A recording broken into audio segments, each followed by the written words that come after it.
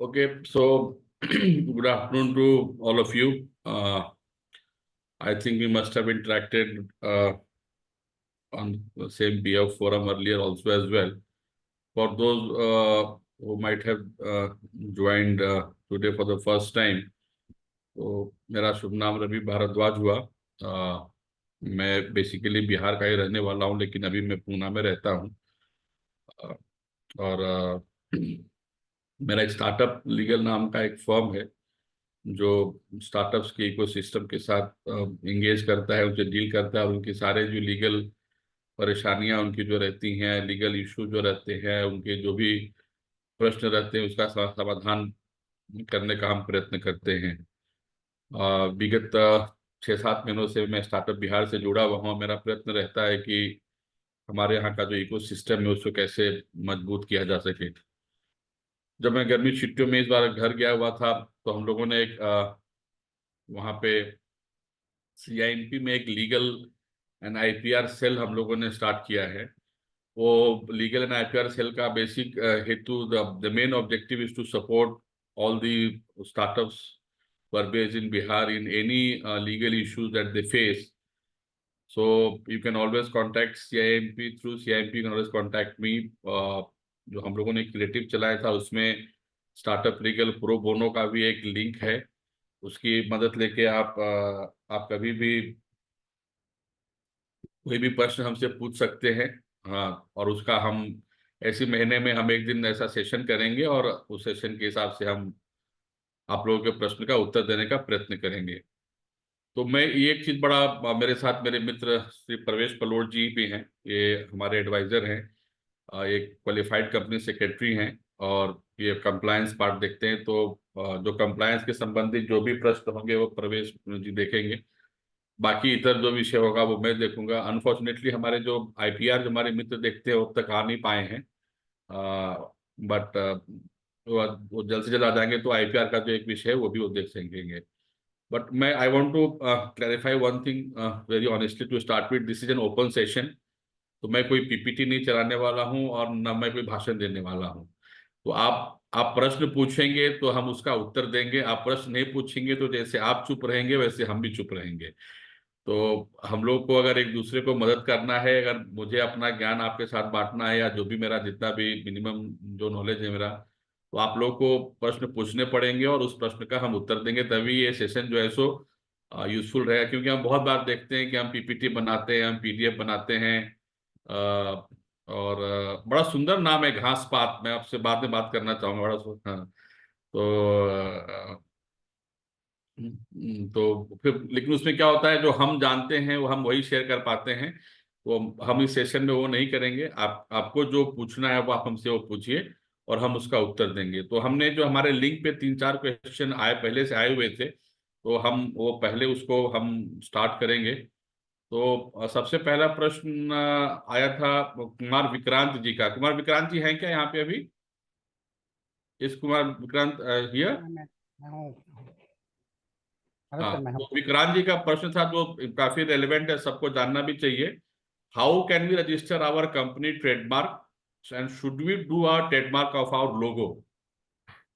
तो विक्रांत जी बेसिकली ये पूछना चाह रहे हैं कि ट्रेडमार्क रजिस्ट्रेशन की प्रक्रिया क्या है, और हम अपना लोगो क्या ट्रेडमार्क कर सकते हैं, ये बेसिक उनका प्रश्न है। और उनका जो दूसरा प्रश्न है वो how to provide ESOP to our team. तो ESOP का जो पार्ट है वो हमारे मित्र श्री रमेश पलोट जी उसको केटर करेंगे। ट्रेडमार्क का पार्ट मैं हैंडल करता हूँ विक्रांत जी के लिए और बाकी सब लोगों के लिए।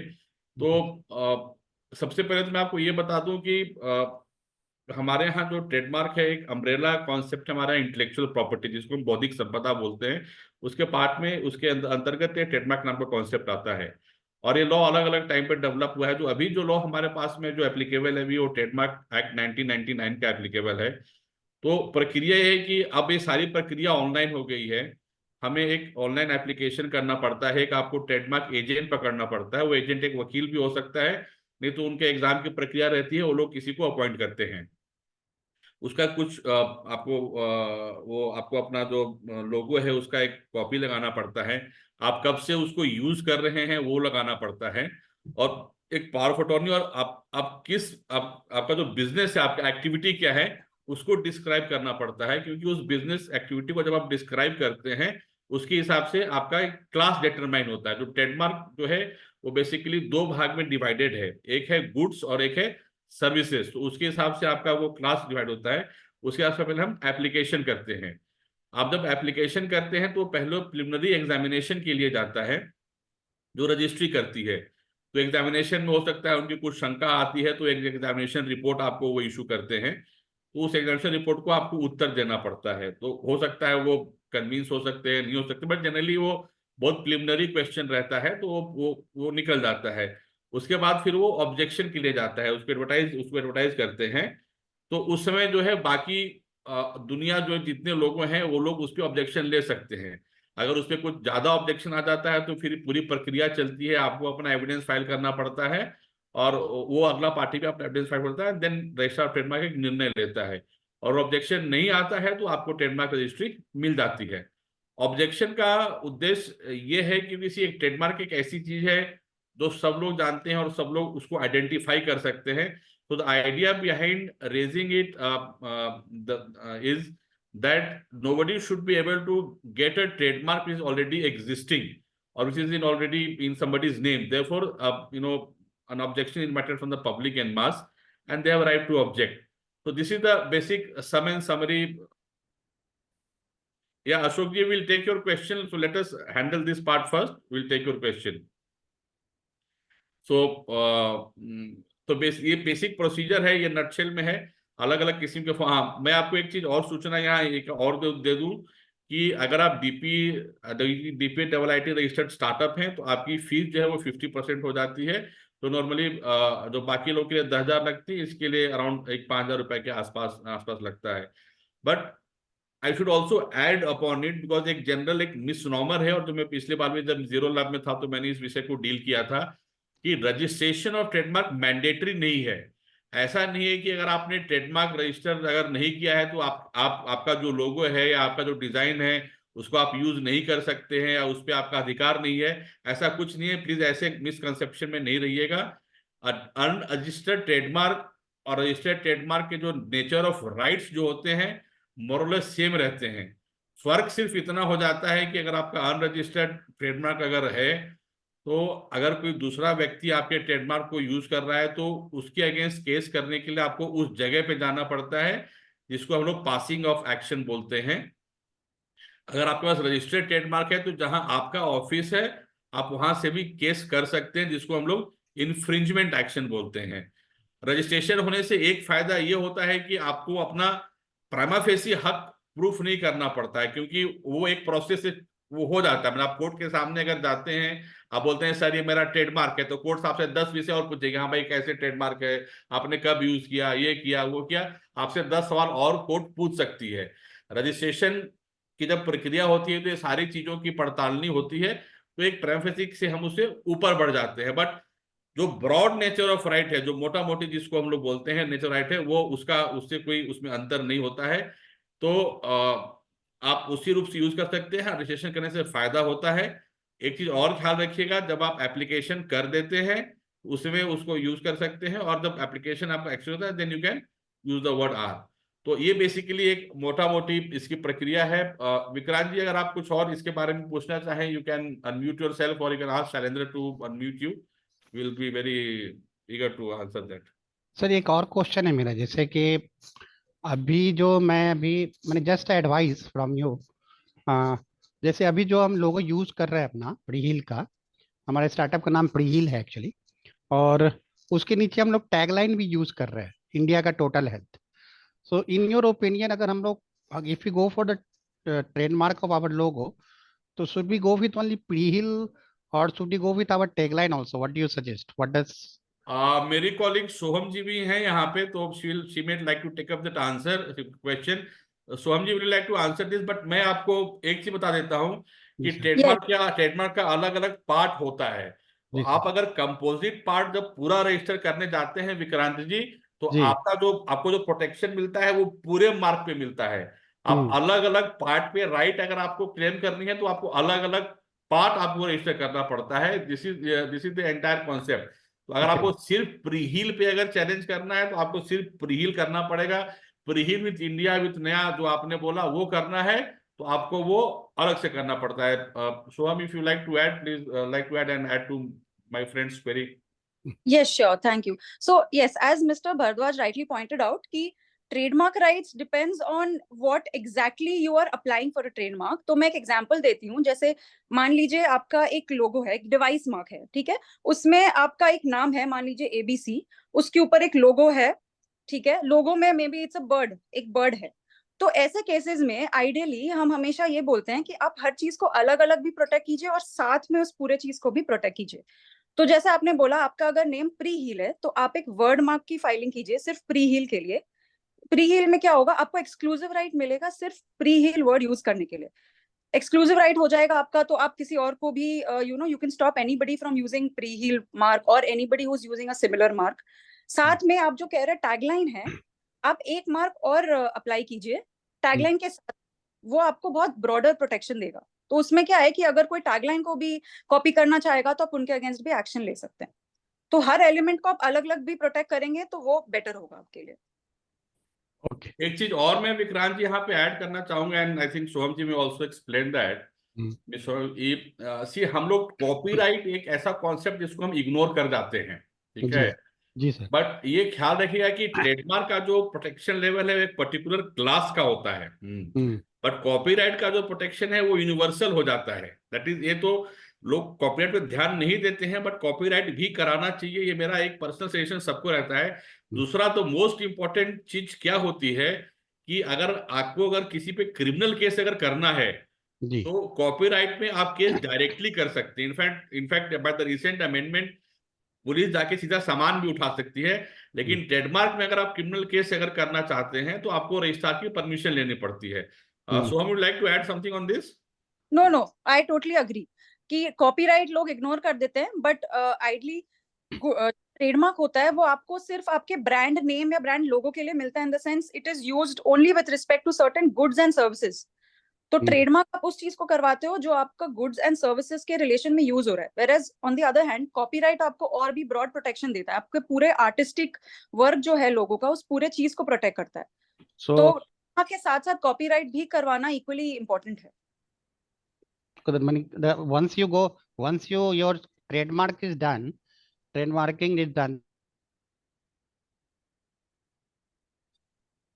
हेलो। हेलो। हाँ विक्रांत जी बोलिए। मैं ये बोल रहा था सर कि आप ये बोल रहे हैं कि एक बार आपका ट्रेडमार्क हो जाए उसके बाद then you should also go for copyright of the same thing which will protect you well actually you will have Yes, a yes, full protection. correct. एक चीज सर, जैसे हमारा टैगलाइन भी है और जैसे आपने प्रैक्टो का देखा होगा लोगो, वो सिर्फ प्रैक्टो यूज कर रहे हैं, तो हम लोग भी सर सिर्फ प्रीहिल यूज कर रहे हैं और उसके बाद एक क्रॉस का एक निशान दिया है हमने एक्चुअली, और उसके नीचे टैगलाइन दिया है। तो मैं ये सोच रहा था कि पहले प्रीहिल जो हमारा है क्रॉस का निशान है उसको पहले हम लोग एक ट्रेडमार्क कर लें, then later on we can do जी द जो वो हमारे एक बिजनेस निर्णय है जिसका वो कानून से कोई संबंध नहीं है विक्रांत जी।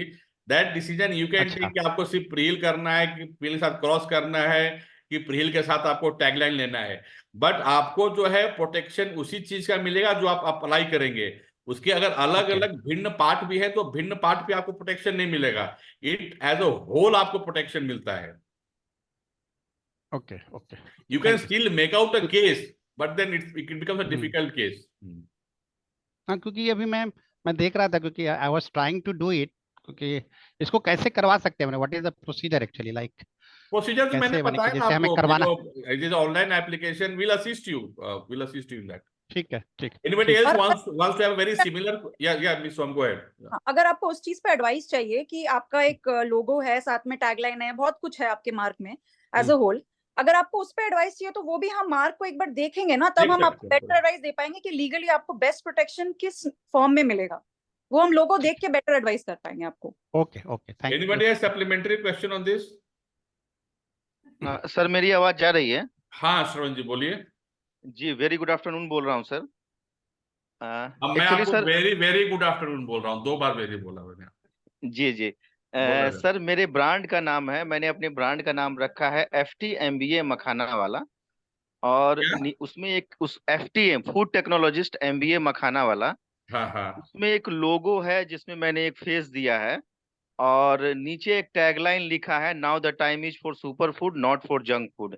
ये टोटल एक ही मतलब पिक्चर में है।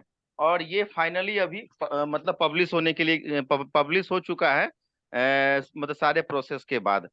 तो मेरा पहला क्वेश्चन ये है कि ये क्या मैं ये मान के चलूं कि उसमें जो पिक्चर है, जो नाम है फूड टेक्नोलॉजिस्ट MBA मखाना वाला, और तीसरा जो टैग लाइन है, इन तीनों चीजों का ट्रेडमार्क मिला है मुझे या मिलने वाला है?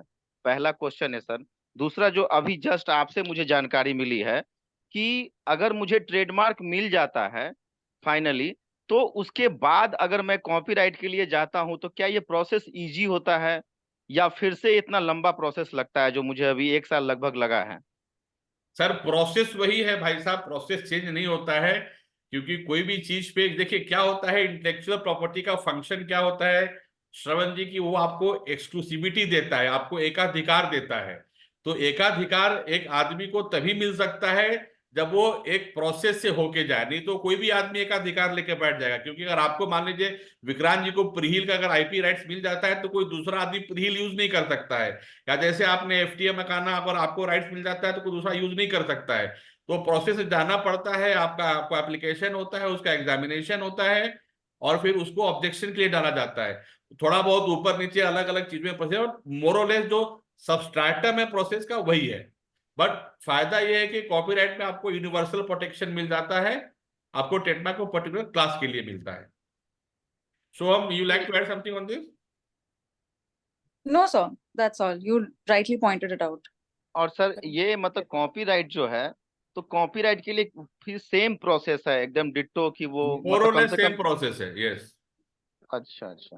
और ठीक। कॉपीराइट का ऑफिस सिर्फ एक ही है, वो दिल्ली में है। ट्रेडमार्क का अलग अलग रीजनल सेंटर से। मैं एक चीज ऐड करना चाहूंगी। जैसे आपने पूछा कि कॉपीराइट के लिए आप अप्लाई करोगे तो आपका क्या ट्रेडमार्क प्रोसेस ज्यादा इजी हो जाएगा वो मिलना। तो इन दोनों प्रोसेस का कोई रिलेशन नहीं है, वो दो अपना अलग प्रोसेस चलता रहता है। तो ऐसा नहीं है कि आप कॉपीराइट के लिए अप्लाई कर देंगे तो यहाँ आपका ट्रेडमार्क कहीं अटका हुआ है तो वो ज्यादा इजी हो जाएगा, उससे कोई उसका रिलेशन नहीं है। ठीक है ठीक है, thank you very much. Question मेरा है। एनीबॉडी हैज सप्लीमेंट्री क्वेश्चन और we can go to next part. हाँ हाँ, बोलिए विक्रांत जी। एक question May I can we apply bookmark first, then we can go for trademark, or is it the process we are following कि आपको trademark पहले करना है उसके बाद bookmark करना है? Can we go for what? What Is is the that question is this? process की आपको पहले trademark करना पड़ेगा उसके बाद आप bookmark के लिए जा पाएंगे, या फिर पहले कौन सा bookmark? मार्क के लिए? दूसरा आप शब्द क्या कर रहे हैं, मुझे सुनाई नहीं पड़ रही है। आप कॉपीराइट बोलना चाह रहे हैं क्या? copyright तो क्या होता है प्रक्रिया सर, उसमें आप ट्रेडमार्क की जब अप्लाई करते हैं ना, उसी मार्क का अगर आपको कॉपीराइट अप्लाई करना है तो आप एक टीएमसी फॉर्म आपको एक अप्लाई करना पड़ता है। क्योंकि तो copyright registry should know that the similar logo is to be use for trademark and is to be use for copyright also as well. तो आपको एक टीएमसी अप्लाई करना पड़ता है, वो जनरली मिल जाता है, और आपको वो कॉपी साथ में लगा के कॉपीराइट के लिए अप्लाई करना पड़ता है अगर आप ट्रेडमार्क आपने पहले अप्लाई किया है तो। अच्छा, बिजनेस पहले हमें ट्रेडमार्क पहले अप्लाई करना पड़ेगा, उसके हाँ। बाद ही हम बुकमार्क कर सकते हैं। Okay, thank you sir. एक क्वेश्चन है मेरा सर, जो हाँ विक्रांत जी। जैसे सर एक तो हमने अपने कंपनी का लोगो लिया है एक्चुअली, ठीक है ना, और कंपनी के अंदर भी सर अलग अलग ब्रांड्स है एक्चुअली। हाँ हाँ। जैसे जैसे सर हमारे प्रीहिल, हमारा कंपनी का नाम है सर प्रीहिल इनोवेशंस प्राइवेट लिमिटेड, और उसमें सर हमारा एक जो भी ब्रांड चल रहा है प्रीहिल इंडिया का टोटल हेल्थ, जो हेल्थ स्टार्टअप है बेसिकली हमारा एक्चुअली। तो व्हाट डू यू सजेस्ट कि कंपनी का लोगो अलग होना चाहिए और ब्रांड का लोगो अलग होना चाहिए, और it can be same? I don't know कि आप जितना अलग अलग किस्म का ब्रांड बनाइएगा तो कंफ्यूजन आप ही क्रिएट कीजिएगा सर मार्केट में। अब टाटा की जितनी सारी कंपनी है उनका लोगो एक ही है, टाटा, करेक्ट। उनके 50 लोगो तो है नहीं। तो आप अगर जितने अलग अलग किस्म के अगर आप लोगो बनाइएगा, अच्छा कंपनी का अलग लोगो बना के आपको मतलब नहीं, क्योंकि कंपनी तो आप बेचने वाले हैं नहीं विक्रांत जी, आप बेचने वाले हैं प्रोडक्ट, राइट। तो आपको आप एक प्रोडक्ट का एक लोगो बनाइए, उसी में फायदा है ना आपको। फिर वो आप एक अलग ट्रेडमार्क अप्लाई कीजिएगा, उसका पैसा अलग खर्च कीजिएगा, उसका रिन्यूअल मेंटेन कीजिएगा, हम जैसे वकीलों को पैसे दीजिएगा, उससे क्या फायदा है? उससे अच्छा है कि आप सिर्फ एक एप्लीकेशन कीजिए और एक मार्क को फॉलो कीजिए। ठीक है sir, okay, thank you, thank you. प्रवेश जी, विक्रांत जी का ही अलग नेक्स्ट पार्ट ऑफ क्वेश्चन है कि ईसॉप के बारे में जो मैंने आपसे चर्चा की अभी, तो his next question is on ESOP की he wants to understand that हम ईसॉप कैसे प्रोवाइड कर सकते हैं और उसके लिए क्या लीगल फॉर्मेलिटी है। Can you take us through कि ईसॉप क्या है, कैसे प्रोवाइड किया जा सकता है और उसका प्रोसेस क्या है? Sure sir, sure. सो अगर मैं ईसॉप की बात करूँ तो सिंपल वर्ड्स में अगर बात करें तो एम्प्लॉयज को एक ऑप्शन प्रोवाइड करना कि वो कंपनी के ओनर बन सके। स्ट्रेटेजी की बात करें तो कंपनीज ये स्ट्रेटेजी जब ऑप्ट करती है जब उन्हें पता है कि कोई एम्प्लॉयज उनके लिए अच्छा है और he should be associated with the company for a longer period. So company उस स्ट्रेटेजी को इम्प्लीमेंट करते हुए एक रेम्यूनरेशन डिसाइड करती है और साथ में एक ईसॉप डिसाइड करती है कि इन फ्यूचर हम लोग इन्हें 5% या 6% या 10% वॉट एवर उसमें उनको पार्ट बनाएंगे, ऑनरशिप में उन्हें पार्ट बनाएंगे। इसका रीजन ये भी होता है कि ताकि कंपनी के जो एम्प्लॉयज होंगे वो अपना पूरा मन लगा के अच्छे तरीके से उसमें एफर्ट्स देंगे और कंपनी को ग्रोथ में कंट्रीब्यूट करेंगे। क्योंकि अल्टीमेटली अगर कंपनी की ग्रोथ हो रही है, कंपनी की वैल्यूएशन बढ़ रही है, तो उनकी भी कंपनीज की इक्विटी जो उनके पास होने वाली है फ्यूचर में वो रिसीव होगी। प्रोसेस की अगर बात करूं तो ईसॉप पूल हमें सबसे पहले बोर्ड और शेयर होल्डर्स की अप्रूवल लेके एक पूल क्रिएट करना होता है। फॉर एग्जांपल, अगर आपका टोटल 10,000 इक्विटी शेयर कैपिटल है और आप चाहते हैं कि 10% जो है वो हम लोग हमारे आने वाले एम्प्लॉइज और जो आज के एम्प्लॉयज हैं उनको हम देना चाहें, तो आज ही हम एक अप्रूवल लेके रख लेते हैं शेयर होल्डर से कि हम लोग 1,000 शेयर्स जो है वो ईसॉप कोटा के नाम पे रखते हैं। शेयर होल्डर्स जैसे ही अप्रूवल देंगे तो एक पूल क्रिएट हो जाएगा, लेकिन इसका मतलब ये नहीं है कि इक्विटी भी अलॉट हो चुकी है। अब यहाँ पर हमें पता है कि एक एम्प्लॉय है, उसको हम लोग 1% या 2% दे देते हैं, बाकी के लिए हम लोग सिर्फ पूल क्रिएट करके रखते हैं। तो ईसॉप जो है वो 3 स्टेज में डिवाइड होता है। पहला स्टेज होता है ग्रांट करने का, सेकेंड स्टेज होता है वेस्टिंग का, थर्ड स्टेज होता है एक्सरसाइज करने का। जब मैं बात करूं कि ऑप्शन को हम ग्रांट करना है, ग्रांट करना है मतलब आपके पास आइडेंटिफाइड एम्प्लॉयज आ चुके हैं कि आपके सीईओ, सीएफओ या सीएस जो भी आपके की मेंबर्स है, सीटीओ, उन्हें आपको एक ईसॉप्स के ग्रांट देना है। तो फॉर एग्जांपल आपने शेयर होल्डर से अप्रूवल लिया 1,000 स्टॉक्स का कि आप आगे जाके फ्यूचर में 1,000 स्टॉक्स देंगे। उसमें से 1,000 में से आपने डिसाइड किया कि 100 शेयर्स जो है यानी कि 1% शेयर जो है वो आपके सीटीओ को प्रोवाइड करेंगे। तो सीटीओ को आप after taking approval from the share holders, जो आपने पूल बनाया हुआ है, उसकी पावर्स डेलीगेट करके बोर्ड को आप डिसाइड कर सकते हैं, आपके बोर्ड को या एचआर को, कि अब ये जो 100 शेयर्स हैं वो हम लोग इस सीटीओ को या फिर सीईओ को प्रोवाइड करेंगे। एक ग्रांट लेटर इश्यू हो जाएगा। As per law grant and vesting period में मिनिमम 1 ईयर का पीरियड होना चाहिए। अगर ये लॉ में प्रोवाइड किया है, पर कंपनी चाहे तो इसको पीरियड, वेस्टिंग पीरियड जो वो 1 साल, 2 साल, 3 साल रख सकती है। तो फॉर एग्जांपल स्ट्रेटेजी पर्पज से आप लोग ये कर सकते हैं कि 100 शेयर्स जो आप सीटीओ को प्रोवाइड करना चाहते हैं, पहले साल में उसका वेस्टिंग पीरियड होगा 50%, सेकेंड ईयर में उसका जो वेस्टिंग पीरियड होगा वो 50% होगा, या उसको डिवाइड करके 4 ईयर्स कर सकते हैं। ठीक है, तो हमने जैसा एग्जांपल लिया 50-50% का कि 50 शेयर्स जो है वो 1 साल बाद वेस्टिंग हो सकते हैं। अब जो पीरियड आता है वेस्टिंग पीरियड का, वेस्टिंग पीरियड कंप्लीट होगा 1 साल। टुडे आज की डेट पे यू हैव ग्रांटेड दो shares to the particular employees, 1 साल कंप्लीट होगा, उसके बाद में वो वेस्टिंग पीरियड कंप्लीट हो चुका है। Now the employee is eligible to exercise those shares. एक एक्सरसाइज पीरियड भी हमारी स्कीम में, जो ईसॉप की स्कीम होती है, हम डिफाइन कर सकते हैं कि मैक्सिमम पीरियड जो है एक्सरसाइज करने का वो 5 इयर्स है। सो फॉर एग्जांपल आपने एक पीरियड डिसाइड कर लिया 5 इयर्स का, हम लोगों ने 2 साल में उसको डिवाइड कर दिया 50-50% का। अब 1 साल कंप्लीट हो गया, यानी कि the employees is eligible to exercise for 50 shares. अब वो 50 शेयर्स वो अगले 4 सालों में कभी भी एक्सरसाइज कर सकता है। ठीक है, सो उसके पास 5 इयर्स रहेगा। फॉर एग्जांपल अब उसने डिसाइड किया, जैसे ही वेस्टिंग पीरियड कंप्लीट हुआ है, अब वो चाहता है कि वो शेयर्स को एक्सरसाइज करें। एक्सरसाइज करते टाइम उसको एक फॉर्मेलिटीज जो कंपनीज एक्ट के और लॉ टैक्सेशन के पॉइंट ऑफ व्यू से होती है। तो फॉर एग्जांपल आपने जब इशू किया, ग्रांट किया, तब आपने उन्हें बोला कि मैं आपको जो ईसॉप है वो फेस वैल्यू पे दूंगा, दैट इज 10 रुपीज पे। बट आपकी जब एक्सरसाइज करने का पीरियड आया तब तक उसकी मार्केट वैल्यू जो है, मार्केट वैल्यू बोले तो आपकी कंपनी की जो वैल्यूएशन हुई है वो हो चुकी है 100 रुपीज। तो ये जो 90 रुपीज है कंपनी के लिए ये लॉस हो गया, एक्सपेंसेस हो गया। Company is going to book out expenses in their books. और ये 90 रुपीज जो है ये एम्प्लॉय के लिए इनकम हो गई है। ठीक है, तो एम्प्लॉय को आपको 10 रुपीज ही पे करने हैं। कंपनी को वो एबीसी लिमिटेड जो भी है कंपनी को वो 10 रुपीज पे करेगा, उसके बदले में 50 शेयर्स उसको कंपनी अलॉट करेगी वोट रेजोल्यूशन के थ्रू।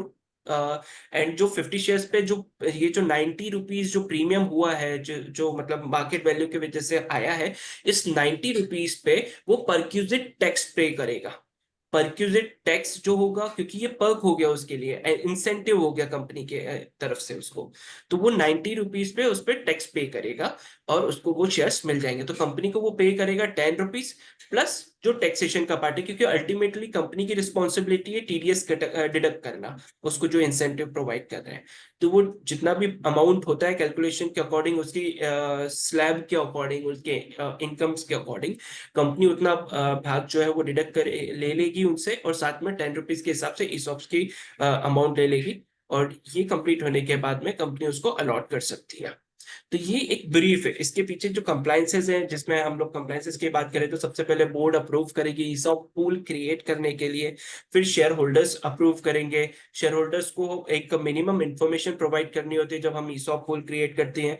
अभी हम देखते हैं कि स्टार्टअप्स है बहुत सारे एग्रीमेंट में एंटर्ड होते हैं, जो शेयर होल्डर एग्रीमेंट होता है, और जो नए इन्वेस्टर्स आते हैं उनके साथ एग्रीमेंट होता है। तो of course company have to comply with those agreement, also have to take written consent from the investor if the clause is there, and then only they can go ahead for the shareholders approval.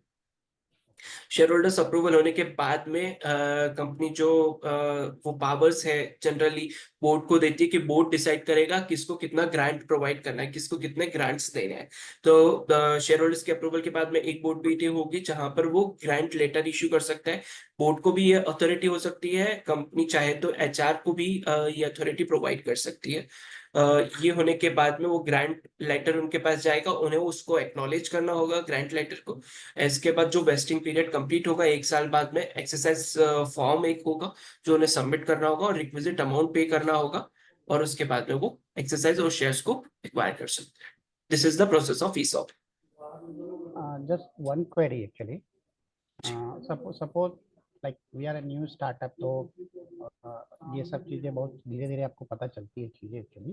Suppose हमारे यहाँ सम employ है joint, और हमने उनको verbal ही commitment दिया कि ठीक है this is what will give you after 18 months you will be able, हम लोग ऐसा देंगे।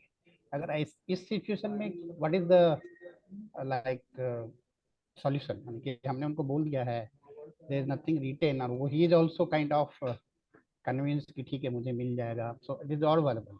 लेकिन जब इसको हमको एक्सरसाइज करना पड़ेगा आफ्टर 18 मंथ्स, तो क्या कर सकते हैं? 18 मंथ, बट आपने अभी तक ईसॉप पूल क्रिएट नहीं किया है, मतलब जो फॉर्मेलिटीज करनी थी वो कंप्लीट नहीं की वो है हमने आपने। Actually because since we are two director only, तो हमने वो आपस में बात करके एक हमने मिनट्स तैयार कर दिया है। दैट इज अच्छा, मिनट्स तैयार करके, और फाइलिंग वगैरह नहीं हुई है? नहीं, और कुछ फाइलिंग नहीं। So there is a procedure delay filing की। Ravi ji you are mute. प्रवेश जी के बोलने के पहले मैं थोड़ा सा इसमें ऐड करूंगा विक्रांत सर, कि हम और प्रवेश सर एक ऐसा ही एक विषय पे काम कर रहे हैं साथ में अभी। तो बहुत बार क्या होता है कि कुछ चीजें कंपनी एक्ट के हिसाब से कंप्लाई नहीं होती हैं, या कुछ चीजें नहीं होती हैं। तो ऐसा नहीं होता है कि उसके द्वारा, या आपने अगर ओरली किया तो उसके द्वारा जो भी अरेंजमेंट में दिया हुआ हक कहीं चला जाता है। ओके। उसमें बट होता क्या है कि उस आदमी को कंपनीज एक्ट के अंदर हक नहीं मिलता है, या कंपनीज एक्ट को इन्वोक करने का हक नहीं मिलता है। But that person can very well go under the civil laws. वो सिविल लॉ में जाके वो एम्प्लॉय बोल सकता है कि भाई विक्रांत जी ने मेरे को नौकरी पर रखा और नौकरी से उन्होंने ऐसा ऐसा बोला, हमको इतना हक मिलना था। तो अंतर इतना ही होगा, बाकी प्रवेश जी आपको इस बारे में बताएंगे। प्रवेश जी, एक और सप्लीमेंट्री क्वेश्चन साथ में है जो आप डील कर लीजिएगा कि Mr. Ashok has asked what percentage of shareholders have to agree for ESOP to be considered as approved? Okay, so पहले इनका आंसर दे देता हूँ। अगर आपने अभी तक ओरली किया हुआ है, रिटर्न में कुछ नहीं है, तो आई सजेस्ट कि आप एक प्रोसीजर जो है वो फॉलो कर लें। अगर आपको ये पहले से रिटर्न में आपने अगर मिनट्स प्रिपेयर किए हुए हैं, तो जो नेसेसरी फॉर्म्स फाइलिंग होती है विद एडिशनल फीस आप पे कर सकते हैं। ठीक है, एडिशनल फीस पे करके, और आप उस डेट का आप ग्रांट लेटर देके आप उसको प्रोसीड कर सकते हैं, बिकॉज ग्रांट के बाद 1 साल उन्हें वेट करना होगा। राइट नाउ आप कह रहे हैं 18 month, I don't know 6 month complete हुए हैं, 5 मंथ्स कंप्लीट हुए हैं, बट आपको ये प्रोसेस आज ही स्टार्ट कर देनी चाहिए ताकि उनको उनका हक विद इन टाइमलाइन मिल सके। पहला, अगर सर के क्वेश्चन पे जाएं, जो अशोक जी के क्वेश्चन पे, अशोक जी, इस ये एज पर लॉ की अगर बात करेंगे तो 75% शेयर होल्डर्स जो मीटिंग में अटेंड होते हैं, उन्हें रेजोल्यूशन को अप्रूव करना होता है for giving the ESOP, for creating the ESOP pool, और we can say implementation of ESOP pool. But agreements अगर हमारे एग्जीक्यूट हुए हैं डिफरेंट इन्वेस्टर्स के साथ में, और उनकी वजह से कुछ नए स्पेशल राइट्स उन्होंने क्रिएट करवाए हैं आपके आर्टिकल ऑफ एसोसिएशन में या उनके एग्रीमेंट में, जिसमें फॉर एग्जांपल वो कह सकते हैं कि ये जो 90% शेयर होल्डर्स जो है उसे अप्रूव करना चाहिए, या बोल सकते हैं कि अगर आपको ईसॉप पूल क्रिएट करना है तो पहले हमसे रिटर्न कंसेंट लीजिए। तो इस टाइप की कंडीशंस जो है वो एग्रीमेंट के अकॉर्डिंग इम्प्लीमेंट हो गई। लॉ की बात करें, कंपनीज एक्ट की बात करें, तो 75% जो मीटिंग में अटेंड है उन्हें अप्रूव करना होगा। परवेश जी, एक और सप्लीमेंट्री क्वेश्चन है मित्र भास्कर जी का। Can an OPC issue ESOP? Yes, yes. OPC can also issue ESOP. OPC is also a company जो कंपनीज एक्ट के अंदर डिफाइन की गई है। उसमें अंतर बस इतना है कि वो एक ही मेंबर है। तो आज की डेट में आप ESOP अगर क्रिएट कर भी रहे हो तो आप उसको 2 मेंबर नहीं बना पाओगे। आपको उसको या तो कन्वर्ट करना होगा प्राइवेट लिमिटेड कंपनी में, आई मीन नॉर्मल कंपनी में, उसके बाद ही आप ESOP क्रिएट कर सकते हो, बिकॉज मेंबर्स तो एक ही है। तो तो वो अगर ओपीसी अगर ईसॉप रिजॉल्व करता है तो before it can actually be exercise और the time it gets wasted, that will have to be converted into a full-fledged private limited company because the requirement we are having 2 members, minimum 2 members. 2 members. 2 Correct. members. Anybody else has any supplementary question? We can move to next. just one additional question. जैसे actually हमारा अभी startup है, तो हमारा तो अभी कोई investment हमारा नहीं है। एक्चुअली हमने खुद बूट स्ट्रैप किया और कुछ सीड फंडिंग जो बिहारी स्टार्टअप से मिला। तो डू यू रिकमेंड कि जैसे हमने इट इज ऑलवेज एडवाइजेबल कि आप पहले ही, अगर हम हमारे पास इन्वेस्टर आने से पहले अगर हमने ईसॉप कर लिया है फुल, तो वो ज़्यादा बेटर है कि हम इन्वेस्टर, क्योंकि इन्वेस्टर आएंगे तो फिर उनका टर्म्स एंड कंडीशन फिर वो मानना पड़ता है। तो अगर वो पहले ही बना ले तो ज़्यादा सही रहता है ना, मैंने व्हाट डू यू सजेस्ट? बिल्कुल विक्रांत जी, बिल्कुल आपका सही क्वेश्चन है। बहुत सारे स्टार्टअप्स इनिशियली वो चीजों को डिसाइड नहीं कर पाते हैं, ईसॉप पूल क्रिएट नहीं कर पाते हैं, एंड बाद में ईसॉप पूल जो क्रिएट नहीं होता है वो नेगोशिएशन का पार्ट बन जाता है, बिकॉज इन्वेस्टर्स के नजर में आता है कि आगे जाके ये ईसॉप भी क्रिएट करेंगे तो मेरा डाइल्यूशन होगा। जबकि वो पहले टाइम अगर ईसॉप क्रिएट रहता है तो उनको पहले से ही एस्टिमेट होता है कि उनको कितना % स्टेक मिलने वाला है। 10% उनको पता है कि ईसॉप पूल में जा चुका है, इतना % फाउंडर्स होल्ड करता है, एंड इतना % उन्हें स्टेक मिलने वाला है। तो वो डाइल्यूटेड बेसिस पे उनको डिसीजन लेने में इजी होता है। तो बेटर है कि हम लोग ईसॉप पहले ही क्रिएट कर लें।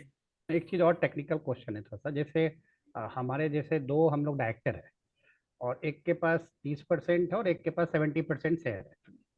तो जब हम मान लीजिए हमने 10% का ईसॉप पुल बनाया है, ठीक है, तो ये क्या दोनों डायरेक्टर्स के शेयर में से ये डाइल्यूट होगा? व्हाट इज द लाइक, कैसे हाँ। प्रोसीजर होगा? बिल्कुल वैसे ही होगा, दोनों के % से डाइल्यूट ऐसे नहीं होगा। Suppose you are holding 5000 shares and your other partner is also holding 5000 shares. आपने 1000 शेयर्स का जो है पूल क्रिएट करवा दिया, मतलब ईसॉप आप देंगे। तो अभी आपके पास 50% होल्डिंग है, ठीक है। आगे जाके जब वो ऑप्शन है, क्योंकि एम्प्लॉयज के पास जरूरी नहीं है वो एक्सरसाइज करे या नहीं करे, बिकॉज उसके पीछे भी लॉजिक्स है। अगर वो एक्सरसाइज करते हैं और अलॉटमेंट होता है तो ऑटोमेटिकली आपका डाइल्यूशन हो जाएगा, 11,000 शेयर्स हो जाएंगे और आपके शेयर्स 5,000 ही रहेंगे, लेकिन % जो है, स्टेक जो है वो कम हो जाएगा, डाइल्यूट हो जाएगा। ये बहुत इंपॉर्टेंट चीज प्रवेश जी ने बताया है। आप लोग ये प्लीज सब ध्यान से सुनिए कि ऐसा नहीं होता है कि जब आपने ईसॉप पूल क्रिएट किया हो तो उसी से में आपका शेयर कम हो जाता है. You will continue to have 50-50% और whatever percentage that you agree time of subscription. As and when the time comes that it has to be exercised, then that percentage gets added to your existing authorized share capital. Your share numbers remain the same, but your share percentage gets diluted. Very very important thing जो आप लोग को ये जानना चाहिए.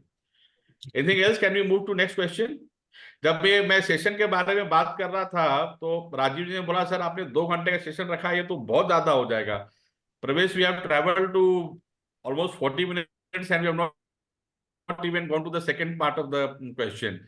Anyway, I'm just forgetting the name, but एक question ऐसा आया था, I lost that in the chat, कि एक दो स्टार्टअप फाउंडर्स हैं, and one of the founders, जिसने भी क्वेश्चन पूछा है वो फिर से he can raise his hand. Can he start another business with another partner in a new domain? And then, what are the legal challenges? See, I have taken a, huge session on co-founders agreement. And please understand कीजिए that आप जब 2 लोग साथ में बैठ के business start करते हैं या जब 2 लोग साथ में काम स्टार्ट करते हैं, then you share lot of secrets, I mean trade secrets, not I'm talking about secret.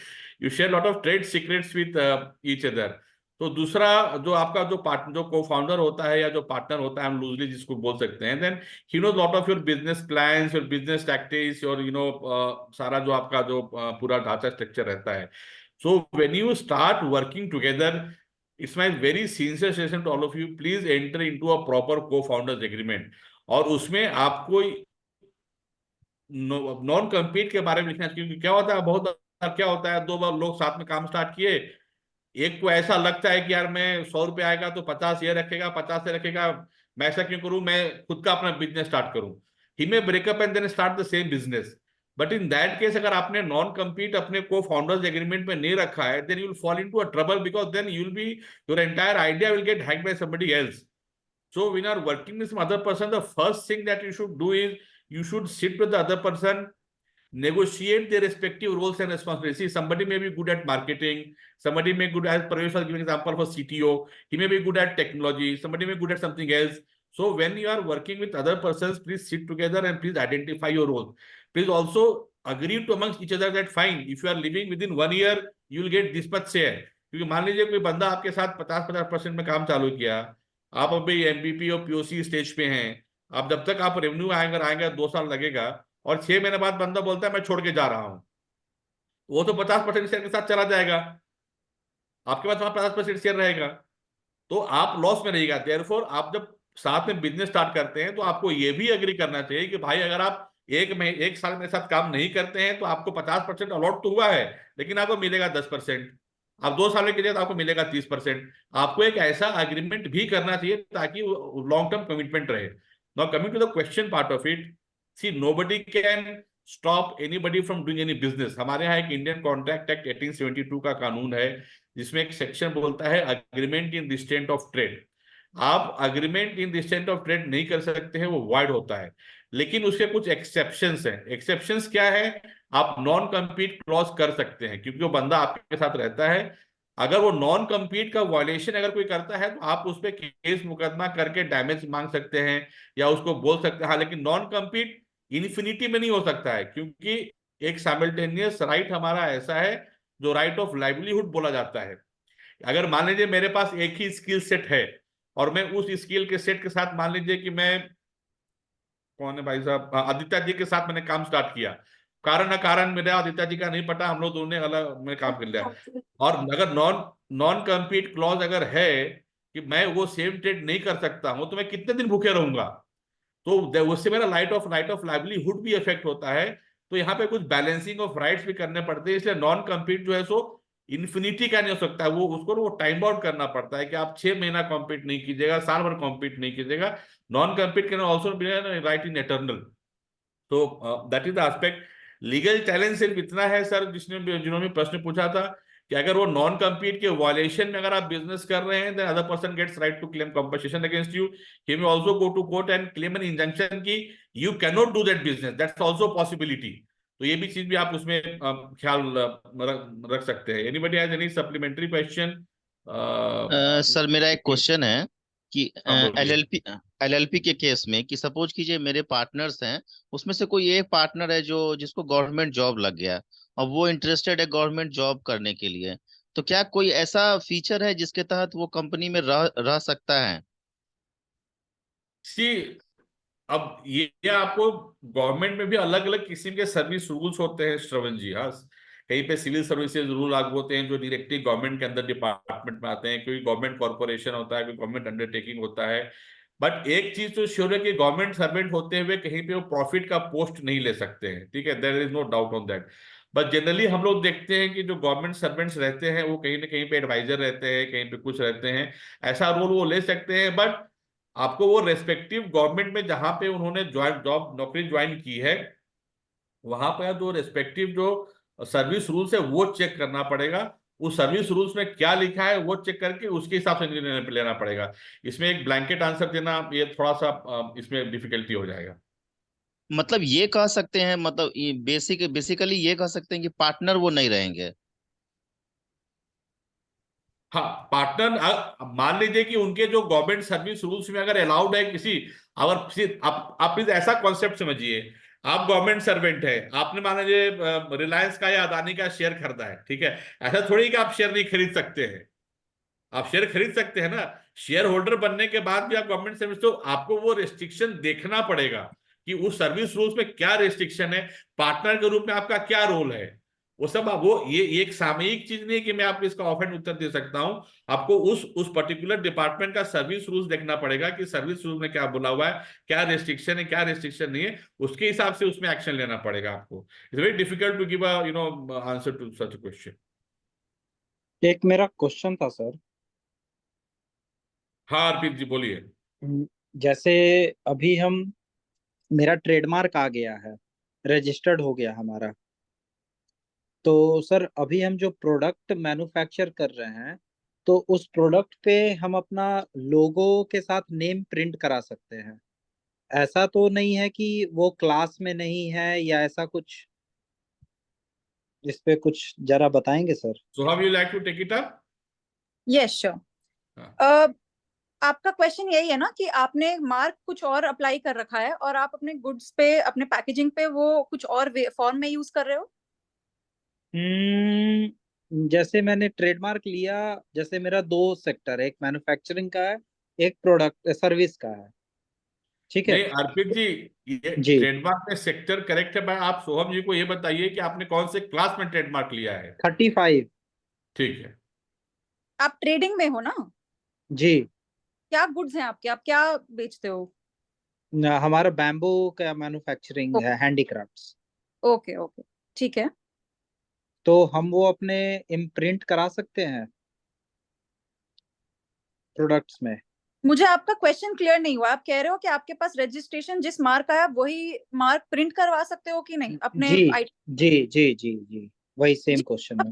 Of course करवा सकते हो।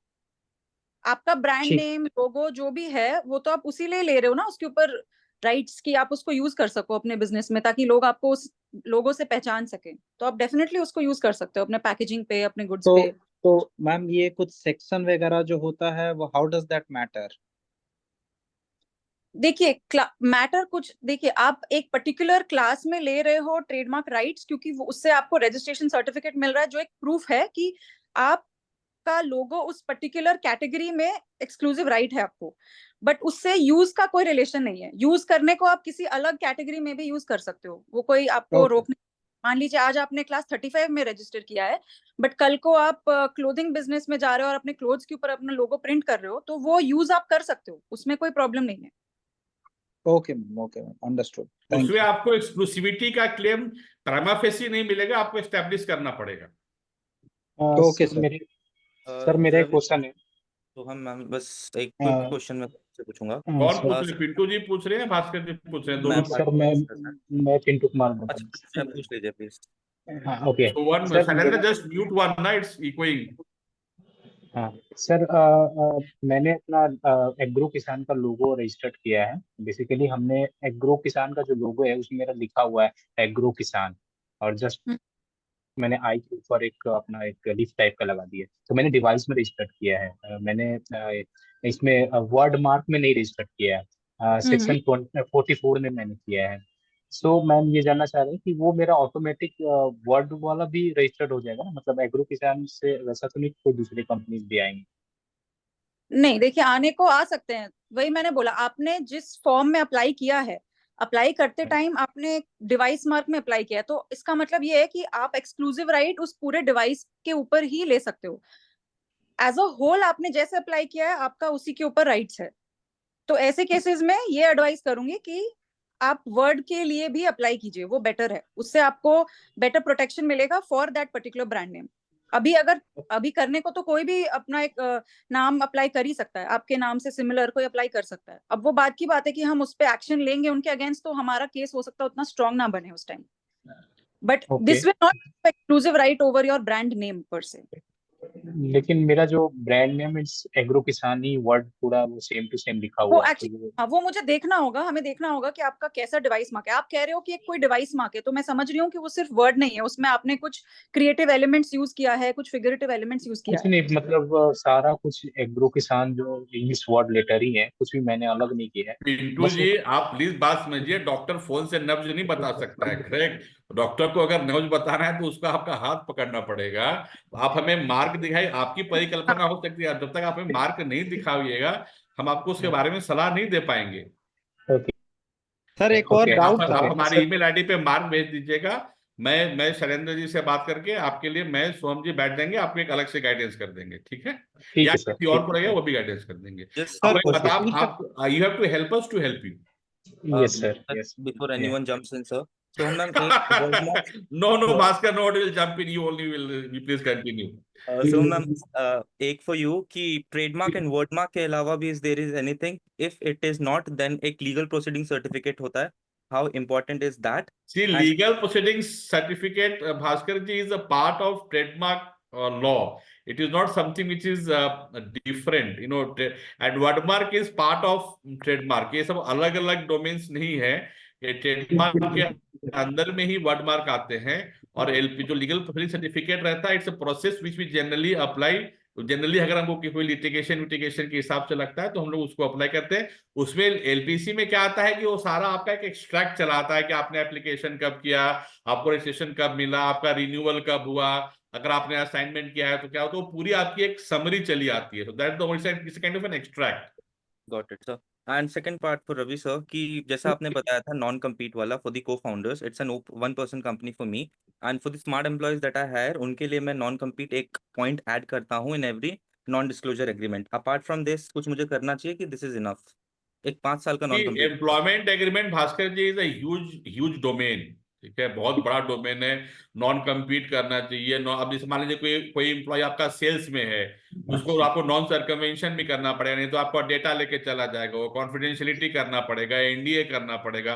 सो एम्प्लॉयमेंट एग्रीमेंट में बहुत सारी चीजें हैं जो हम डाल सकते हैं। Non compete is just one aspect of the, आपका एसेट्स भी हो सकता है, आपके आप उसको एसेट शेयर कर रहे हो तो एसेट के बारे में प्रोसेस डालने पड़ते हैं। तो इट्स अ ह्यूज डोमेन, मैंने सिर्फ एक नहीं, उसका अगर आप चाहिएगा तो we can have a separate discussion, और you know what we can do, Shailendra, you can discuss with Rajiv और Kumod ji, we can try to give them a kind of a short note on what should can be part of an employment agreement to all of our startups. Sir मैं startups putting their continue करूं? questions in advance. Sir मेरा एक question है sir, संविदा पर जो काम करते हैं उनको अपने साथ जोड़ सकते हैं पार्टनर के तौर पे? किस पे? संविदा कॉन्ट्रैक्ट बेसिस पे हाँ, जो लोग। सी संविदा पे आपके साथ जी, देखिए संविदा जो है एक आपको एम्प्लॉय, देखिए संविदा, एवरीथिंग इज संविदा फॉर दैट मैटर। अगर आप मान लीजिए आप बीहब में बैठ रहे हैं, सीआईएमपी में अगर बैठ रहे हैं, तो सब संविदा ही है sir, everything is a contract. तो उस तो जो पार्टनर भी जो आपका है वो भी एक कॉन्ट्रैक्ट ही है। तो पार्टनर, वो कॉन्ट्रैक्ट का नेचर चेंज होता है, वो एक पार्टनर है तो पार्टनरशिप कॉन्ट्रैक्ट हो गया, अगर वो एम्प्लॉय है तो एम्प्लॉय कॉन्ट्रैक्ट हो गया। उसी एम्प्लॉय को अगर आप पार्टनर बनाना चाहते हैं तो वो कॉन्ट्रैक्ट में लिखा होना चाहिए, तो उसका कोई वो नहीं है। तो आप बेसिकली आपके कॉन्ट्रैक्ट में क्या टर्म्स कंडीशंस लिखा है वो इम्पोर्टेंट है। जी सर, जी सर। हाँ, एनीथिंग एल्स? सर मैं पूछ रहा था कि फॉर प्रोडक्ट मैंने ट्रेडमार्क ले लिया और पेटेंट के अलावा और कुछ सर्टिफिकेशन करा सकते हैं कि that is more than enough? देखिए अर्पित जी, जैसा आप सोहम जी ने बोला कि आपका क्या है वो हमें समझना पड़ेगा। अगर आपका सॉफ्टवेयर है तो आप कॉपीराइट करा सकते हैं, अगर कुछ यूनिक डिजाइन है तो उसका आप इंडस्ट्रियल डिजाइन करा सकते हैं। बहुत सारे इंटेलेक्चुअल प्रॉपर्टी हैं, तो आपको हमें एक लिटरेचर आप हमें लिख के भेजिएगा कि आपके पास क्या है, आप क्या करना चाहते हैं। तो आपको, जैसे आप मान लीजिए अगर कुछ यूनिक डिजाइन है मान लीजिए, उसको आप इंडस्ट्रियल डिजाइन भी उसका कर सकते हैं। अगर आपका सॉफ्टवेयर है तो उसका आप कॉपीराइट भी कर सकते हैं। एक पेटेंट तो होता ही है, बट सॉफ्टवेयर का पेटेंट नहीं होता है until there is some hardware involved into it. तो बेसिकली एक अलग, वो आपको ना अलग अलग चीज बतानी पड़ेगी, तो हम आपको बता पाएंगे उसको। ठीक है सर, ठीक है, ठीक है। गोइंग फॉरवर्ड, प्रवेश जी, एक हमारे पास प्रश्न आया है आपके लिए। प्रवेश जी, जी what are the general compliances we should take care of as a startup? I know it's he has so asked a huge huge there's a lot of हाँ, things which have to be complied. अगर छोटे compliances से बात करूँ तो basically there are certain forms which the company and the director has to file with the ROC. Documents जितने भी होते हैं वो प्रॉपर होने चाहिए। तो ऑफ कोर्स आपको लीगल कंसल्टेंट, कंप्लायंस कंसल्टेंट तो उसे वेरीफाई कराने ही होंगे। कंपनी को कंपलसरी बोर्ड मीटिंग्स करनी होती है साल में 4 या 2, depend on the company. It's a private limited company, small company और बिग कंपनी। फिर साथ ही साथ फाइनेंशियल्स जो है वो एनुअली आपको सबमिट करने होते हैं आरओसी के साथ में। फाइनेंशियल्स भी और एक एनुअल रिटर्न भी सबमिट करने होते हैं। तो कंप्लायंस चेकलिस्ट तो काफ़ी है, बट उसके लिए आपको मेजरली कंप्लायंसेस ध्यान रखने होंगे जो आरओसी के साथ सबमिट करने हैं, जो इनकम टैक्स के साथ में सबमिट करने हैं।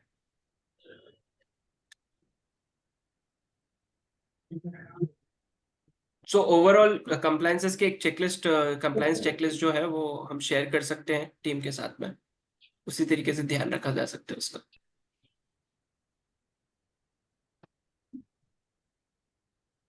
कोई सप्लीमेंट्री क्वेश्चन है उसके बारे में? हाँ तरुण जी बोलिए।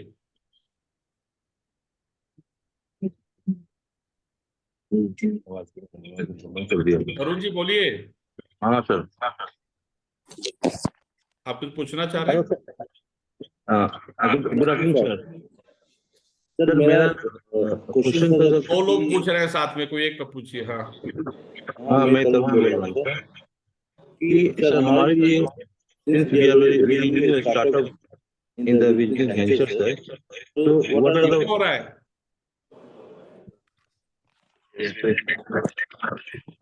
आप लोग अगल बगल में बैठे हैं, तरुण जी और घासपात, आप लोग अगल बगल में बैठे हैं। हाँ बगल बगल में बैठे हैं। आप प्लीज म्यूट कर लीजिए। One of you have to mute yourself. And second thing, I'd request all the startups asking question today, when these links were provided in advance, आप लोग को should have, the least you could have done is put your questions, आप अपना questions advance में दे देते ताकि team तैयार होती, better prepared. आप suddenly everyone is asking question, so this is, आप लोग थोड़ा सा, आप लोग से रिक्वेस्ट है कि इस तरह के सेशन जो हैं, अभी रवि सर ने जो है सो स्पेशल टाइम दिया है, उनकी पूरी टीम जो है सो यहाँ पे आई है, तो हम लोग को थोड़ा सा ध्यान रखना चाहिए। हम लोग क्वेश्चंस, अगर लिंक पहले आता है तो आपको अपने क्वेश्चंस एडवांस में पूछना चाहिए, राइट? और एक समय please 1 person should ask 1 question. Raise कीजिए अपना हाथ और फिर एक एक करके पूछिए। अभी घासपात से पूछेंगे। Yes sir. Sir, being a new startup in the business venture sir, आप लोग को एक ऑफ करना पड़ेगा, कोई सिस्टम दोनों का इको हो रहा है। so being a new startup in the business venture sir, so what are the fundamentals things people like me to understand the jargon of the legal compliance है, जो कि हम लोग को बहुत how to acquire that kind of knowledge sir? Sir हम लोग को तो 25-30 साल लग गए नॉलेज एक्वायर करने में भाई साहब, अभी भी सीख ही रहे हैं। ठीक है, एनीवे तरुण जी, इसको मैं 3 पार्ट में बांटना चाहूंगा। एक पार्ट मैं देखूंगा, एक पार्ट प्रवेश जी देखेंगे और एक पार्ट मैं सोहम जी से रेस्पेक्ट करूंगा करने के लिए।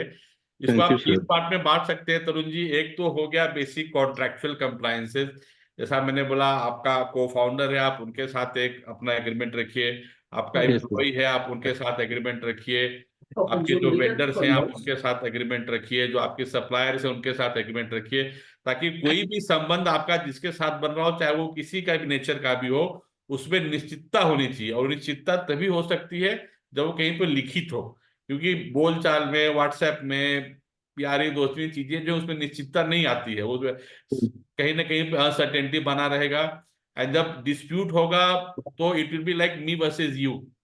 आप बोलेगा नहीं ये एग्री हुआ था, वो बोलेगा नहीं ये एग्री हुआ था, तो कोई उसका कहीं कोई और छोर कहीं सबूत नहीं रहेगा। तो first thing that you do as a startup, I know it may be onerous on all of you, but start recording the understanding. Recording the understanding से मतलब ये नहीं कि स्टाम्प पेपर कर दिया, नोटरी के पास गया, ऐसा कोई आवश्यक नहीं है। आपने व्हाट्सएप पे भी लिखा हुआ है 4 पॉइंट, वो भी एक्सेप्टेबल है। आपने ईमेल करके लिखा है तो भी एक्सेप्टेबल है। आपने एसएमएस किया है तो भी एक्सेप्टेबल है। आजकल बहुत लोग वीडियो बना लेते हैं, वो भी एक्सेप्टेबल है। तो पहली चीज आपको एक ख्याल रखनी है कि आपको हर चीजों को रिकॉर्ड करना है, that is one part of it. Second part of it, आपको ये कोशिश करना है कि आप कंप्लाइंट रहिए, क्योंकि वो चाहे वो जीएसटी का हो, चाहे वो पैन हो, टैन हो, अकाउंटिंग हो, टीडीएस काटना हो, जीएसटी का सबमिशन करना हो, तो ये दूसरा चीज बहुत इंपॉर्टेंट करना है कि आपको कंप्लाइंट रहना है। तीसरा और सबसे इंपॉर्टेंट चीज ख्याल रखिए, ज्यादा ऑनलाइन ज्ञान मत लिया कीजिए। ये ऑनलाइन ज्ञान बहुत रिस्की होता है। हो सकता है कि आप लोग समझे कि वकील, सीए, ट्रेडमार्क एजेंट महंगे हो सकते हैं, लेकिन कम से कम वो ज्ञान आपको ऑथेंटिक मिल सकता है। आजकल इतने ज्यादा स्टार्टअप लोग हैं, इतने ऑनलाइन ज्ञान लेते हैं, कभी कभी हमें लगता है कि पता नहीं हमें हमारे पास ज्ञान की कमी हो गई है। तो ऑनलाइन ज्ञान मत रखा कीजिए। ये मेरा आपको ये सजेशन है।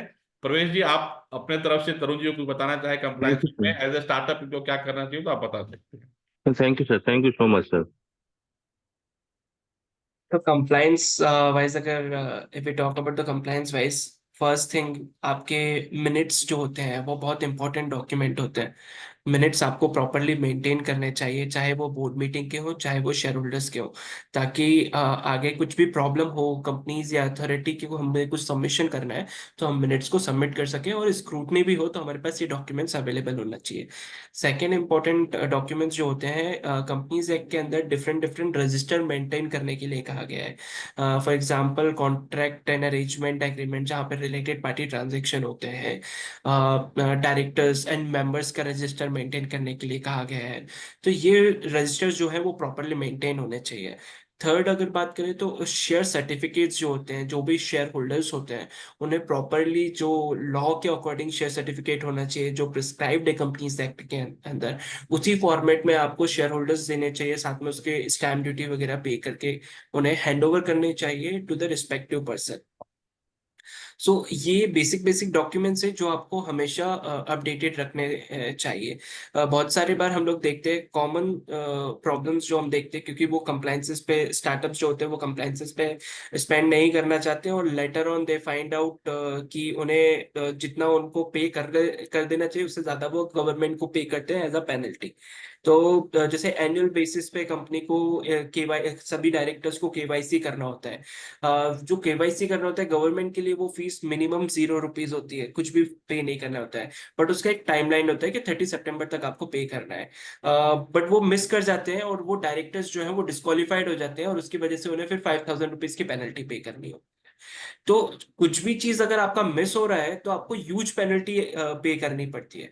इंस्टेड ऑफ दिस, आप कंसल्ट कर सकते हो अपने कंसल्टेंट से, आपके सीएस से, आपके लीगल टीम से, कि क्या कंप्लायंसेस जो एनुअल बेसिस पे आपको आप मेंटेन करो, या उसे रिटेनरशिप पे आपको उनको प्रोवाइड कर देना चाहिए कि जितने भी कंप्लायंसेस है आप ध्यान रखिए, आप ही बताइए कि क्या करना है complete. Thank you, sir. Shubham ji, आप आईपी एंगल से कुछ बताना चाहेंगे इनको, क्या इनको बेसिक चीज ख्याल रखनी चाहिए? हाँ, बेसिक तो 2 ही चीज है, क्योंकि ऑफ कोर्स इस पे स्पेसिफिक एडवाइस हम तभी दे पाएंगे जब हमें आपका नेचर ऑफ बिजनेस पता चलेगा। बट ट्रेड पर्सपेक्टिव से 2 सबसे इंपॉर्टेंट चीज है फॉर स्टार्टअप्स। सबसे पहला तो जितना जल्दी हो सके अपने मार्क को ट्रेडमार्क करवाइए। तो आप जैसे ही अपने नाम को फाइनलाइज करते हैं, आप सोचते हैं कि ये मेरा ब्रांड नेम होना चाहिए, पहले तो उसका सर्च करवा लीजिए। बिना सर्च करवाए आप अपना अपने ब्रांड नेम को फाइनलाइज मत कीजिए। दूसरा, जितना जल्दी हो सके ट्रेडमार्क एप्लीकेशन फाइल कर लीजिए और उसको रजिस्टर करवा लीजिए। तीसरा चीज जो सबसे ज्यादा इग्नोर्ड है कि लोग को लगता है कि चलो ट्रेडमार्क एप्लीकेशन फाइल कर लिया, इसके बाद तो हो गया हमारा और इसके बाद कुछ नहीं है। बहुत इंपॉर्टेंट है कि आप नजर रखें कि कौन मार्केट में आपके मार्क को इन्फ्रिंज कर रहा है। तो रेगुलर चेक्स, ये ऑब्वियसली अटॉर्नीज आपको बेटर एडवाइस कर पाएंगे, बट हम ये करते हैं कि हम चेक करते हैं आपके बिहाफ में कि कोई मार्केट में ऐसा कोई ना हो जो आपके मार्क को कॉपी करने का कोशिश कर रहा हो, या कोई सिमिलर मार्क थोड़ा सा कुछ चेंज करके ला रहा हो मार्क में, जिससे आपका रेप्यूटेशन और गुडविल कॉम्प्रोमाइज हो सकता है। तो ये 3 चीज सबसे ज्यादा ध्यान रखने की जरूरत है। Thank you ma'am, thank you so much. हाँ, घासपात जी से क्या नेक्स्ट मिस्टर घासपात। घासपात, हम या लोग हेलो, अपनी भाषा गुड में आफ्टरनून सर। घासपात बोलते हैं, घासपात बोलते हैं। Good afternoon sir. ये घास पात है, हमारे यहाँ गांव में जो बोला जाता है। नहीं नहीं, हम भी गांव से ही हैं, बट हम पात बोलते हैं, या पात बोला जाता है या पात बोला जाता है? पात है सर, त तो द है बीच में, न है कि नहीं, हमें मैं पूछना चाह रहा हूँ। PAAT पात। ठीक है, आगे आप प्रश्न पूछिए। हाँ जी, तो बेसिकली हमारा जो स्टार्टअप है ये माइक्रो ग्रीन्स का है। क्या है? Micro greens. अच्छा। जैसे हम लोग स्प्राउट्स खाते हैं सर ना, अंकुरित करके चना मूंग का, तो यही जब 3 इंचेस का हो जाता है, इसमें जब पहले 2 लीव्स और जो स्टेम होते हैं उसमें हाईली कॉन्सेंट्रेशन फॉर्म में विटामिन और न्यूट्रिशंस होते हैं। 30 to 40 ग्राम से किसी पर्सन के लिए जो है वो एक दिन का जो न्यूट्रिशन का वैल्यू चाहिए होता है वो इजीली फुलफिल कर सकते हैं इससे। तरुण जी, आप अपने को म्यूट कीजिए प्लीज। हाँ आप पूछिए सर। जी सर, पूछिए। मैं थोड़ा दिखाना चाहता हूँ इस तरीके से, ये जो हम लोग खाते हैं चना मूंग, इसी तरीके से मूली का मेथी का पत्ता रहता है।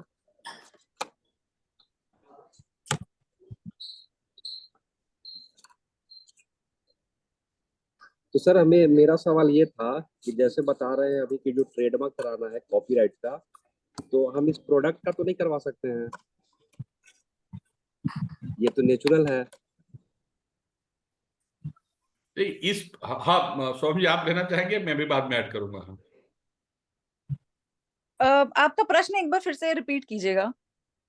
या मैम, जैसे बता रहे कि मेरा जो प्रोडक्ट है, जैसे मूली मेथी का जो होता है, सीधे सीड से जैसे जर्मिनेट करते हैं, स्प्राउट्स बनाते हैं, वो जब 2 वीक्स का हो जाता है तो उसको हम हार्वेस्ट करते हैं। हाँ, आप Then माइक्रो सेल कर रहे हो ना, माइक्रो ग्रीन्स को जी। सेल करते हो आप। जी बिल्कुल। आपका क्वेश्चन क्या है? जैसे हम इसमें ट्रेडमार्क में क्या क्या हम करवा सकते हैं? ट्रेडमार्क आप सिर्फ अपना ब्रांड नेम ही करवा सकते हो। जैसे घासपात, आप, आई बिलीव आपका घासपात आपका ब्रांड नेम है, तो आप इसको ट्रेडमार्क करवा सकते हो। आपका कंपनी नेम अगर है, कुछ यूनिक कंपनी नेम है, उसको ट्रेडमार्क करवा सकते हो। आप कोई लोगो बनाए हो अगर, जो आपका ब्रांड नेम के साथ यूज हो रहा है, जिससे आप बेच रहे हो या पैकेजिंग पे यूज कर रहे हो, उसको आप ट्रेडमार्क करवा सकते हैं।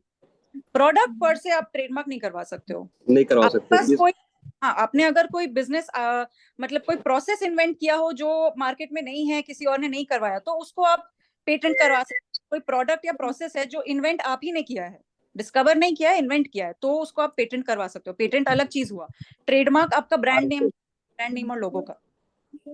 इसमें ऐसा है सर, उसमें कि मान लीजिए किसी यूनिक प्रोसेस से अगर आप उस पत्ते का स्वरूप बदल रहे हैं, उस यूनिक कौन है भैया? जीपैक्स logistics. Shivendra, why don't you mute him यार, म्यूट हिम। और सो अगर किसी यूनिक प्रोसेस से आप उसका कुछ रूप स्वरूप अगर बदल रहे हैं, जैसा शोभम जी ने कहा, उस यूनिक प्रोसेस को आप पेटेंट करा सकते हैं। जैसे इसको जो ग्रो कर रहे हैं हम हाइड्रोपोनिक्स मेथड से या फिर एरोपोनिक मेथड से, तो ऐसा थोड़ी है कि टेक्नोलॉजी आपने, हाइड्रोपोनिक मेथड की टेक्नोलॉजी कोई नई तो है नहीं, पुरानी है। पुरानी है। तो जब तक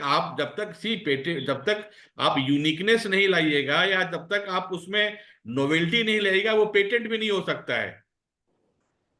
तो पेटेंट के लिए भी बहुत जरूरी है कि उसमें यूनिकनेस होना चाहिए और नोवेल्टी होनी चाहिए। फिलहाल आप ट्रेडमार्क ही करवा सकते हैं, आप अपना ब्रांड नेम और लोगो वगैरह जो भी है आपका। या अगर आप कुछ प्रोसेस हमें लिख के दें, जिस प्रोसेस को हमको पढ़ के ऐसा लगे कुछ यूनिकनेस अगर है, तो उसमें मैं अपनी टीम को लगा सकता हूँ। We can work out something on that. ठीक है, okay sir. Thank you very much. Yes, anybody else?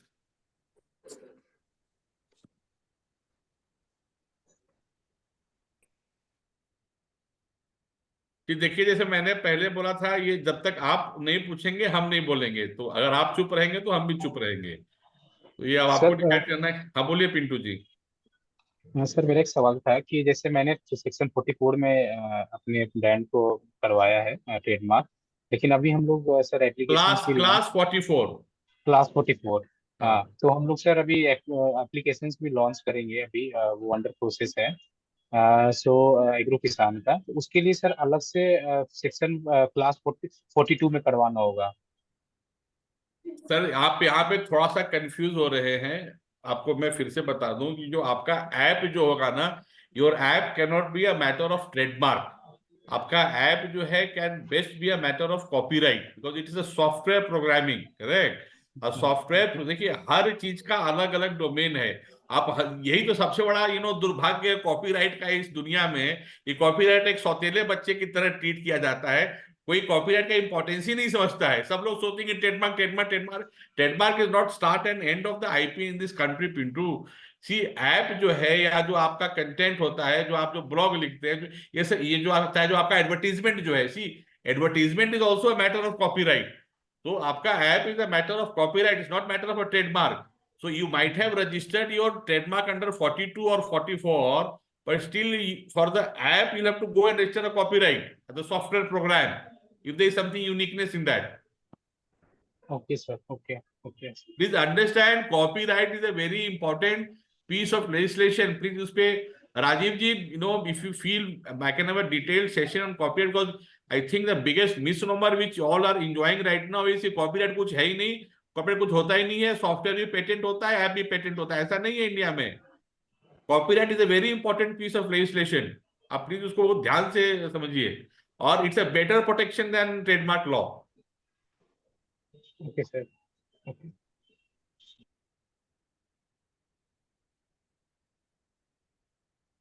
एक मिनट।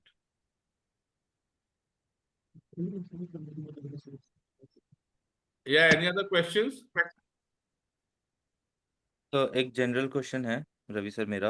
एज ए हाँ, बोलिए startup sir. We try to follow all of the compliances, beat accounts या फिर company के जितने भी कंप्लायंसेस होते हैं सारे हम लोग फॉलो करने के ट्राई करते हैं। But having a dedicated CS या सीए जो कि स्पेसिफिकली हमारे लिए काम करे, हमारे बजट से बाहर होता है। यस हाँ Bhaskar ji, go ahead. Yes. So in this case काफी बार ऐसा होता है, कुछ ऐसे कंप्लायंसेस होते हैं जो हमसे ना चाहते हुए भी मिस हो जाते हैं, and this goes on for years and years until we realize. So in this case how bad things can go legally, क्या हमारी कंपनी See, सस्पेंड हो there, सकती है? I'll take your questions in two parts. One part I'll handle, request other part Pravesh ji to handle.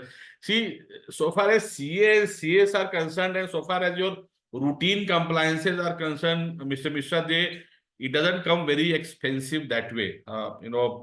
We also have a team and we undertake compliances for a lot of companies at a very affordable rate, very, very affordable rate that way. I think it would not cost a one-person lunch at a 5-star also, to be honest with you. That's the monthly retainer that we charge for a secretarial compliance. And equal sum for accounting compliance. How bad it can go, Parvesh ji, can you clarify on that if a company becomes non-compliant, then what are the repercussions? So, few examples, I guess I have given in my earlier comments. If you fail to file certain forms, आपकी company strike off भी हो सकती है। Company को revival करने के लिए आपको लाखों रुपए खर्चे करने पड़ सकते हैं। आप नॉन कंप्लायंस के कॉस्ट ज्यादा है। इन शॉर्ट, अगर एक लाइन में कहना चाहूँ तो नॉन कंप्लायंस के कॉस्ट ज्यादा है कंपेयर टू कंप्लायंस करने के कॉस्ट से। I got the point, Pravesh ji. Thank you. Sorry? I Yeah. got it, Pravesh ji. Yes.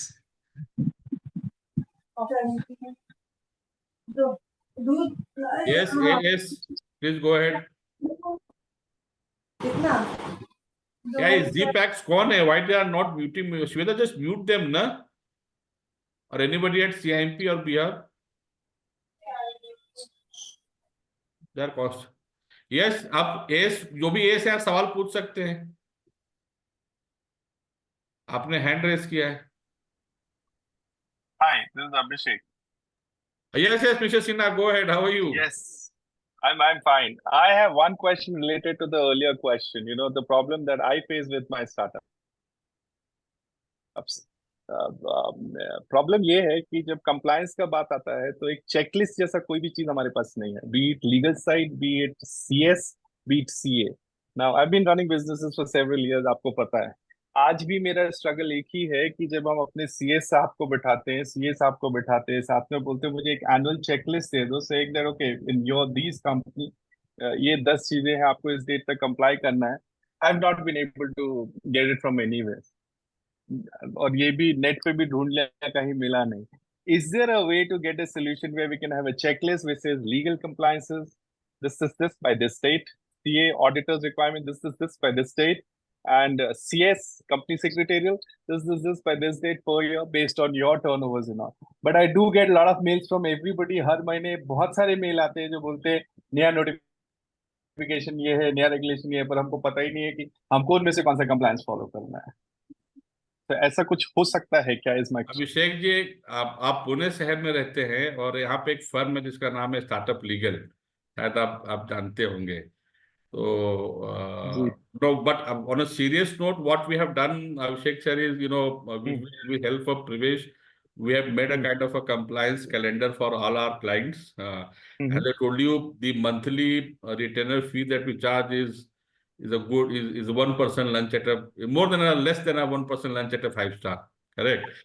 So we'll share that. Pravesh sir, just we'll share that compliance checklist with you, and we'll have a detailed call also if you want. There is no difficulty.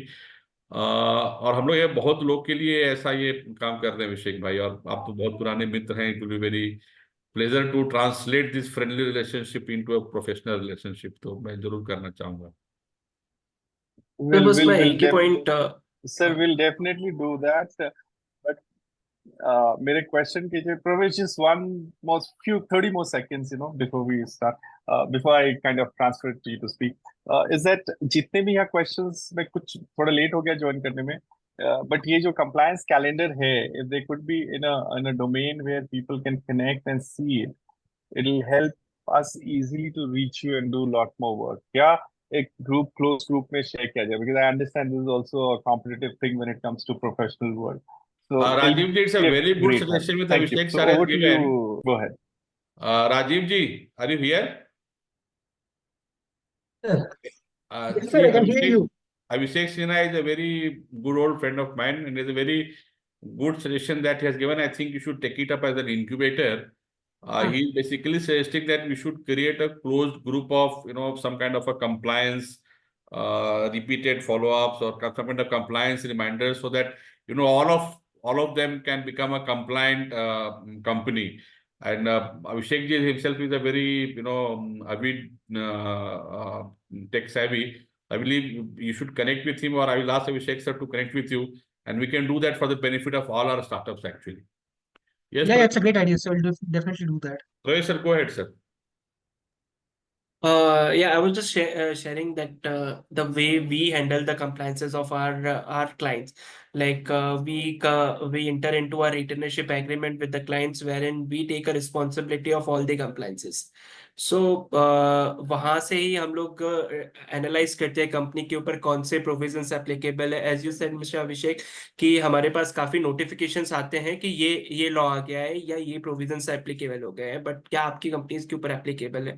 तो we take care of those kind of activity wherein we analyze basis your structure, basis your shareholding pattern and the financial position of your company, and we advise to the company ki now this is applicable to you, you have to provide the data by this date so that we can complete the compliances.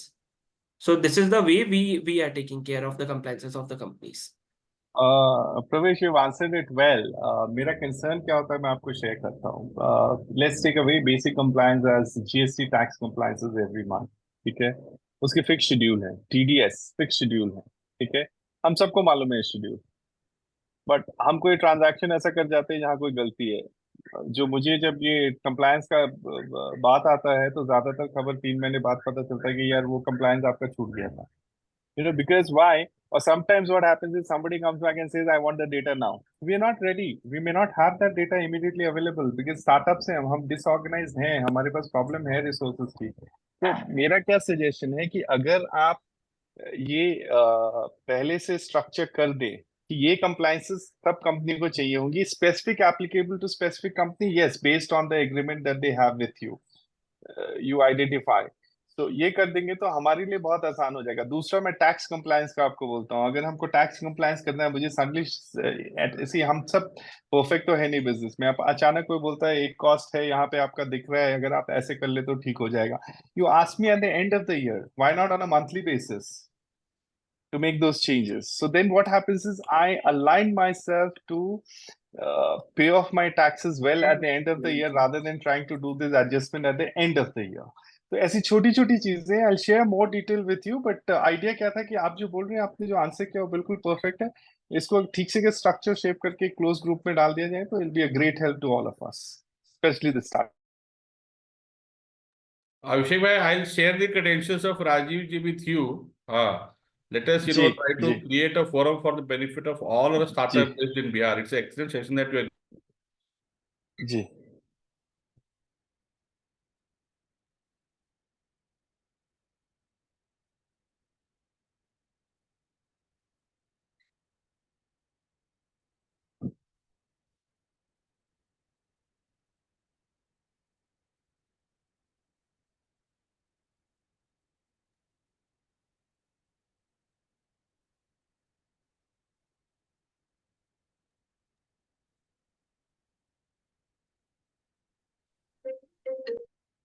Ji.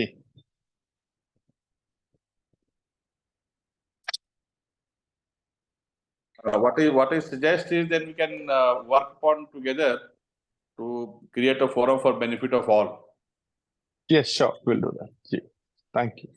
Yeah. Anything else? Any other questions?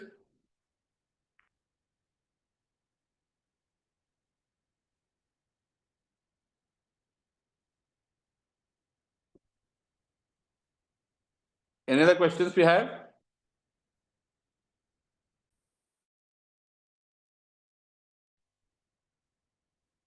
Any startups जिनको question पूछना है?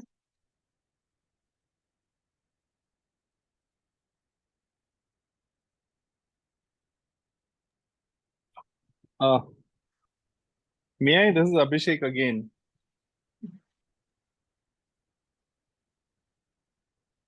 Hello, am I audible? Yes, Abhishek. Yes, sir. Go ahead. मेरा एक specific question है deep tech companies के बारे में. I understand आजकल deep tech is becoming a very big focus for government of India. Now किसी को अगर deep tech company register कराना है, I'm trying to get one done for myself, जहाँ मैंने defense और इन सब से related कुछ चीजें के बारे में डाला है, and I'm struggling to get that company registered because ROC has a lot of questions on it. So is that a serious problem is my question. This is like, I do not know if this is the right forum to ask this question or not, but मैंने कहा पूछ लेता हूँ, मुझे ऐसा लगा. मैं अपने लिमिटेड नॉलेज से, I think Pravesh ji will better address this question, but मैं अपने लिमिटेड नॉलेज से इतना आपको जरूर बता सकता हूँ कि so far as registration of any entity as a company is concerned, that should not be a problem. Further eligibility or further qualification or categorization may become a problem, but that may be handled by a different department. Like suppose we register a company and then I have to make it a FPO. Then I have to go and to certain department, or if I have to do in drone, then I have to go and apply for certain licenses. Registration per se, subject to correction, what Pravesh may do, I don't think registration should be a problem. Yes, Pravesh, you can address it. Yes, Ravi ji, you are correct. सिर्फ जो challenges आता है name reservation में आता है कई बार, या फिर कंपनी जब हम इनकॉर्पोरेट करते हैं तो there are certain words which we use in the object clause which is required some declaration that you will comply with the provision at the later stage when you commence the business. So registration point of view से there is no challenge for deep tech companies और any kind of company. In fact if you wanted to incorporate a company for the investment purpose also, you can incorporate without getting RBI approval. Right, so that is possible. Registration में कुछ issue नहीं होता. Like many times we create a fund house, we register a company and then we go and take the permission of SEBI and all that. So further categorization and further eligibility and further qualifications are a different thing. But at the threshold of registration, until as he says there are some words in the object clause and all, then I don't think that should be a problem. तो And मेरा there समझ is a detailed deep tech policy that Government of India has launched, I think 4-5 months back. I will share that with you also. जी मैं I think I have a copy of that but it will be nice अगर आप share करें। तो मेरे जो समझ में आया वो ये बात है कि हम कोई भी एक कंपनी रजिस्टर करा सकते हैं प्रोवाइडेड जो आरओसी की नेम कंप्लायंस रेगुलेशंस है उसको फॉलो करता हो। उसके बाद जब ऑपरेशनल मैटर आता है तब जो दूसरी कंप्लायंसेस है, चाहे वो आरबीआई हो, चाहे सेबी हो, चाहे डिफेंस मिनिस्ट्री हो, चाहे जो हो, वो आपको सेकेंड फेज में करना है। सो registration of a company with saying an objective कि मेरा डिफेंस टेक्नोलॉजी में कोई रिसर्च एंड डेवलपमेंट मुझे क्रिएट करना है या डिफेंस एंड रिसर्च के लिए कोई टेक्नोलॉजी डेवलप करना है, वहां कोई दिक्कत नहीं आना चाहिए उस ऑब्जेक्ट में। लेकिन उस ऑब्जेक्ट को बनने के बाद जब हम ऑपरेशनली उसको एग्जीक्यूट करते हैं तो उसकी जो भी रेगुलेटरी नीड्स है वो फुलफिल करने की जरूरत है। ये मेरा समझ है। Am I correct in my understanding? Correct. Correct जी। अभी तीसरा एक और क्वेश्चन है related which is to do with multi level marketing. I will tell you why. I have a property broking company under a name. Now what happened was we were running this company, तो कुछ regulatory compliances हैं जिसके अंतर्गत हम किसी को benefit नहीं extend कर सकते हैं till they are RERA qualified. For example, Ravi ji हैं, he recommends a name कि प्रवेश को एक घर चाहिए and Abhishek you help him do it, and I feel that there should be a incentive given to you for this. But but the problem is कि आप RERA compliant नहीं है या आप RERA qualified नहीं है तो हम ये incentive आपको नहीं दे सकते हैं। तो उसको I have to convert it into a model जहां मुझे सेल्स करना है। तो मैं सोच रहा था उसको हम कोई binary shape of multi level marketing में करें। स्टार्टअप्स में is that permitted? Because I know several years ago multi level marketing was a no in this country, और हमारे कंपनी के स्टार्टअप के ऑब्जेक्टिव में कहीं भी मल्टी लेवल मार्केटिंग नहीं लिखा हुआ है, बट सेल्स स्ट्रक्चर हमको वैसे ही रखना है। Is that acceptable? जी, आपके क्वेश्चंस का 2-3 पार्ट है sir. Again I will go back to the same thing. See, you undertaking any activity is absolutely your right in terms of the law of the land. ठीक है? Yes Whether that activity qualifies as startup now is again a different. It's at a second level. For correct that, when you apply to Startup India or to any respective state government, and then when you explain your activity, then they may qualify, they may disqualify you as a startup. तो understood clear. आपका any activity undertake करना has nothing to do with you being qualified और disqualified as a startup. That is point number 1। Okay point number 2 is जब हम memorandum बनाते हैं तो एक प्राइमरी ऑब्जेक्ट बनाते हैं, फिर इंसिडेंटल बनाते हैं, फिर रेसिड्यूरी बनाते हैं। तो अगर प्राइमरी ऑब्जेक्ट में अगर मान लीजिए आपका मल्टी लेवल मार्केटिंग नहीं है बट कुछ इंसिडेंटल्स अगर कवर किए हुए हैं, then also you can do MLM. Suppose marketing है, सेल्स है, ये लिखा हुआ है, उसी multi marketing is also a kind of sales and marketing only. तो ये कोई आवश्यक नहीं है। जैसे हम एजुकेशन मान लीजिए बनाते हैं तो हम एजुकेशन लिखते हैं, हायर एजुकेशन लिखते हैं, प्रॉब्लली हो सकता है यूनिवर्सिटी नहीं लिखते हैं, तो ऐसा नहीं कि हम यूनिवर्सिटी नहीं बोल सकते हैं। तो इंसिडेंटल्स, एनी लॉ और any interpretation allows that if a particular word has been used, जैसे आप मान लीजिए किसी को use, then everything which is incidental or allied to it is included within that principal word. This is the interpretation. Pravesh sir, if you want to add, you can add something to this. Additionally हर industry के कुछ code of conducts होते हैं। For example we talk about the advocates, we talk about the CS और the CA, we have a code of conduct for which is prescribed by our institutes, right? So which says we cannot advertise in the market, we cannot go for publication, we cannot say anything like for the purpose of marketing. So वो code of conduct तो आपके industry के हैं, वो आपको comply करने हैं। But इसका मतलब ये नहीं है कि मुझे किसी भी चीज के लिए रोक दिया जाएगा कि I can not incorporate a company and do, there is of course way out to do that. नहीं, this got answered. My question was, मेरी प्रॉपर्टी बिजनेस है, ठीक है, वो जो आपने बोला वो सब फॉलो हो गया, कंप्लायंसेस फॉलो हो गया। अब इशू है कि क्या मैं एमएलएम कर सकता हूँ उसमें? तो रवि जी का जो मुझे समझ में आया वो ये है कि legally we are free to do that because this is an incidental fact और it's ancillary to my basic services where I am doing sales and services by default. तो उसमें मैं कोई एक मॉडल फॉलो कर सकता हूँ, इसलिए दिक्कत नहीं आना चाहिए। तो आपका भी ओपिनियन यही कैरी करता है क्या? हाँ जी, ओपिनियन ठीक है, लेकिन उसके लिए आपके particular industry, like you are saying about the real estate, तो वो इंडस्ट्री में अगर कुछ कोड ऑफ कंडक्ट है तो वो भी फॉलो करने होंगे. Code of अगर that conduct is allows, Maharera, where it does not say what to do in terms of sales and all. then you can There they do don't that. have a say. जी. और Then एक then जी जी हाँ sir बोलिए.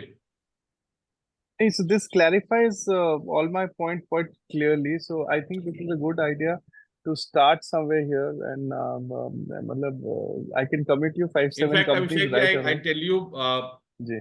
CIMP, I think you joined late. When last time I was in vacation at my village, then हम लोगों ने वहाँ पे legal and IPR cell खोला है, where we have taken the job to create legal awareness on all the startups in Bihar. और ऐसा ये सेशन हम लोग हर महीने लेंगे अपने स्टार्टअप्स के लिए. It will be a free pro bono session, जिसको जितना मर्जी जो पूछना वो पूछे, and we are here to answer them and clarify them.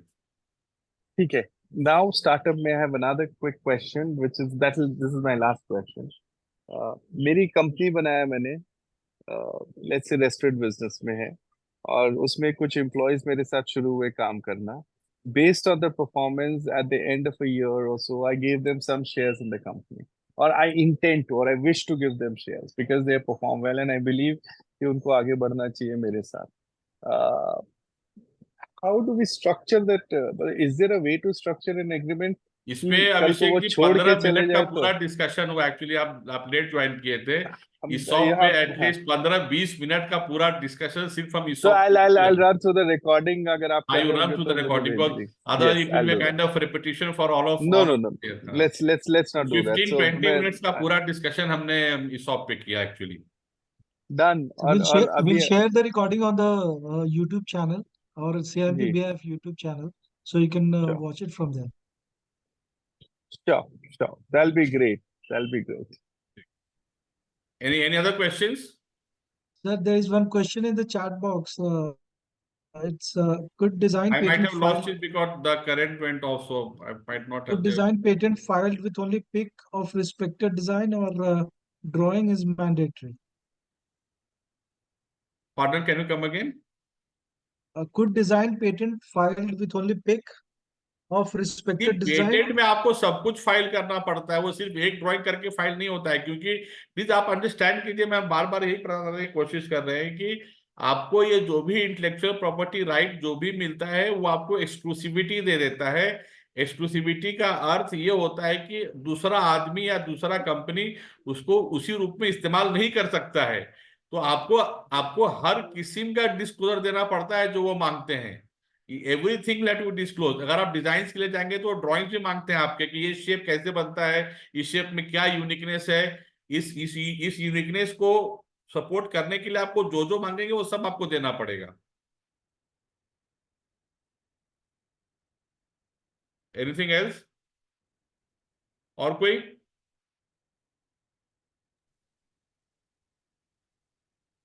I guess we don't have any further questions, sir.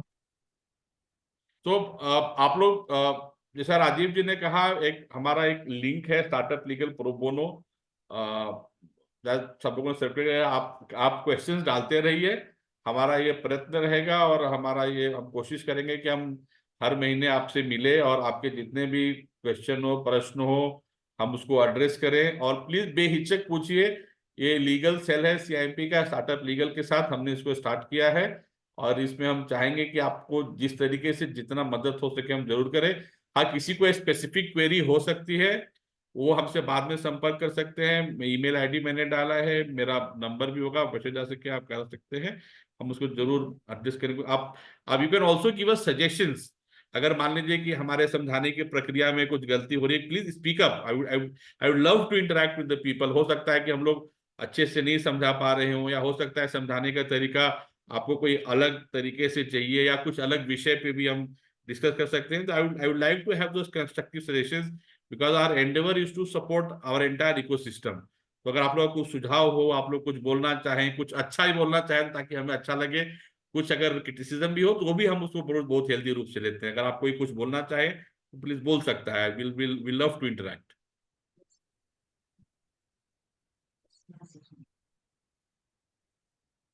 अरे कोई अच्छा ही बोल दो भाई, कम से कम.